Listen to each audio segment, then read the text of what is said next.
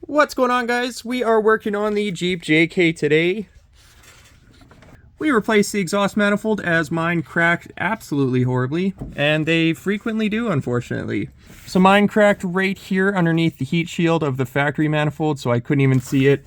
On the driver's side here, we just removed the spark plug cables just to make sure you give them a spin first so you don't yank the innards out like this. Other than that, you just have 6 10mm bolts here. You can get them all with a ratchet and socket, except for the rear. I use a wrench on the driver's side.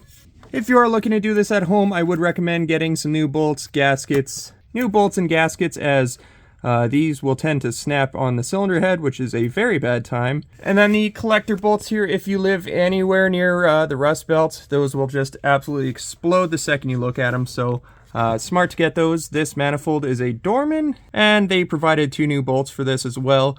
On the factory style, you have bolts like this on the top. It is a flag nut design. Unfortunately, that doesn't work up here in the rust belt, so that just snaps off. I use a 14mm wrench on the top here just to keep that from turning. And underneath, you can get these with a long extension. In this case, these were 15mm on the collectors. So over here on the passenger side, you're a little more crowded with the battery box and heater core hoses. These just pop off of that little stud there. And then it is the same idea. You're going to have the 6 10mm up here. Access is pretty good on the passenger side. The collector on this side is pretty lame, so I'll crawl underneath and show you guys that now. Alright, so over here on the driver's side, you can see that's my new bolt. It's not the worst to get to, and you just have to reach up here if you do have to grab the top with a 14mm wrench. Super straightforward. I do like to use a swivel on these. Just be careful not to strip them off. But access is pretty okay on the driver's side. On the passenger side, the forward one is pretty straightforward. The rear one is a little more lame. And you may have to remove this O2 sensor.